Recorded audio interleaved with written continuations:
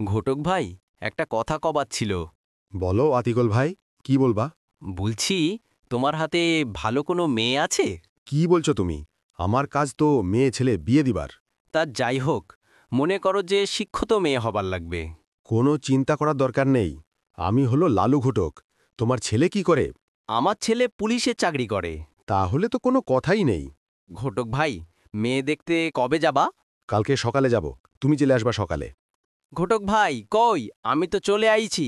চলো যায় ভাই, তোমার বলে বিয়ে দিবা। হ্যাঁ, ছেলে হলো পুলিশে চাকরি করে। ঘটক ভাই, আর কোনো কথা বলা দরকার নেই আমার। আমার মেয়ের আজকেই বিয়ে দেব। তোর কি হয়েছে বল।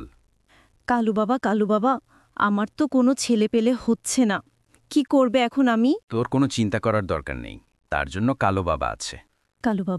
কালু বাবা, এখন আবার কি করতে হবে তাই বলেন। কালকে বিকালে 2টা ছাগল আর 2টা মুরগি নিয়ে আমার সাথে বাগানে দেখা করবে।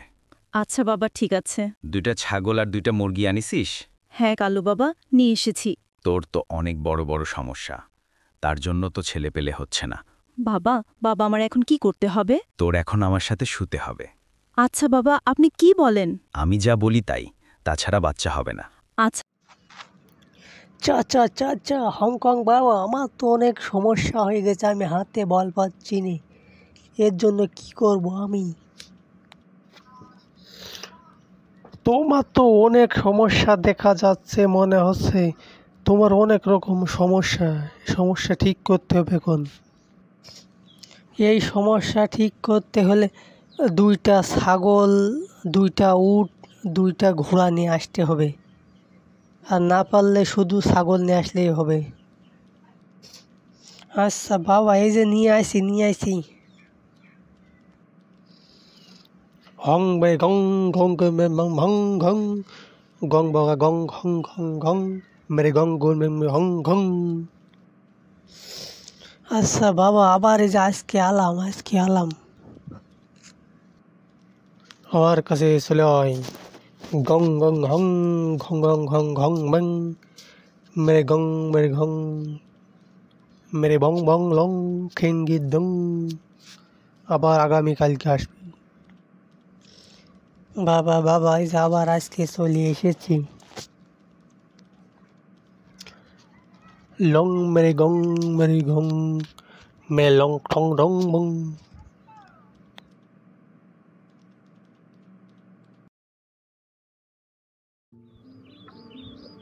বড়ি কুকুর চাচা, আপনি বলে সামনে ভোটে দাঁড়াবেন, তাই তো সবাই বলছে। হয় ভাতিজা, আমি তো সামনে চেয়ারম্যানে দাঁড়াতে চাচ্ছি। তুমি কি করছো কও?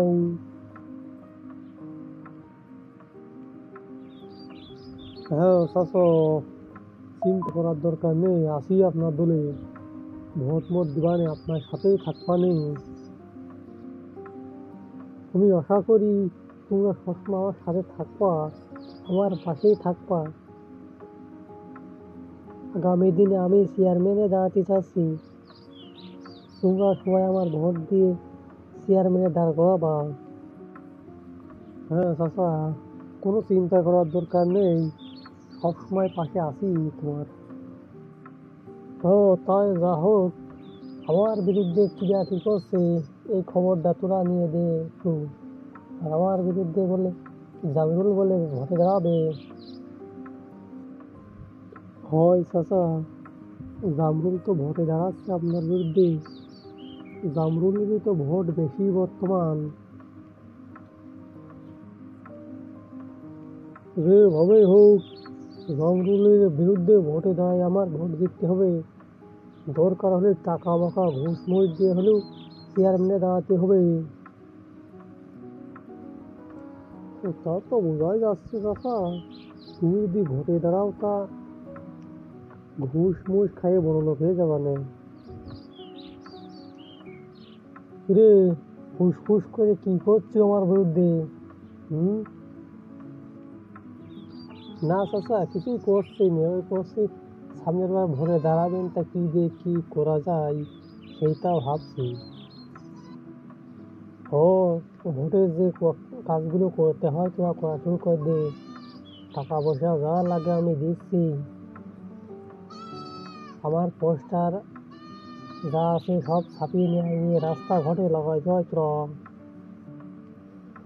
আচ্ছা চাচা, তোমার কোনো চিন্তা করার দরকার নেই, জেনে যা কোথায় আমরা করতেছি। আগামীকালকে চলে আসবি আমার বাড়ি, তারপরে যা লাগে আমি দেখতেছি কি করা যায়। এরকম সুন্দর সুন্দর ভিডিও পেতে হলে সামনে থাকবে এবং সাবস্ক্রাইব করি।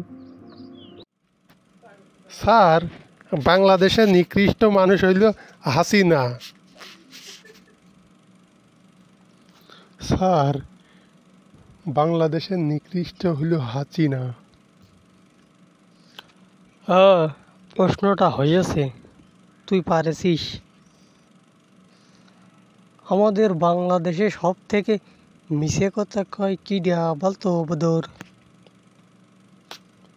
স্যার, আমাদের বাংলাদেশে সব থেকে মিছে কথা কয় ওবায়দুল কাদের দাদা। বদর, আর একটা প্রশ্ন বলো, বাংলাদেশে সব থেকে সাহসী পুলিশ অফিসার ওর কি হয়েছিল? স্যার, বাংলাদেশের সাহসী ডিবি হারুনের কি যেন বেরিয়ে গিয়েছিল। হাসিনাকে পালানোর সহযোগিতা কে করেছিল বদর, বলো তো?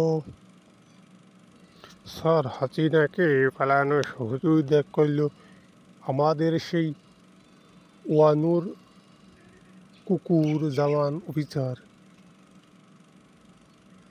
195টা দেশের ভিতরে সব থেকে দুর্নীতিবাজ আর টাকা বেশি পাচার করে মেরে খায় কোন দেশ, বলো তো? এ প্রশ্ন তো স্যার সবাই জানে, আমাদের বাংলাদেশ সব থেকে দুর্নীতিবাজ, টাকা মেরে খায়। আমাদের ভিডিও যদি ভালো লাগে সাবস্ক্রাইব করে পাশে থাকবেন। জনগণ সব থেকে ঘৃণা করে কার, বলো তো বদর? হ্যাঁ স্যার, সব থেকে ঘৃণা করে হলো হাসিনা ফখরুল, হাসিনা। বাংলাদেশ ধরে 200টি দেশের ভিতরে সব থেকে কোন দেশে দুর্নীতি বেশি, বলো তো?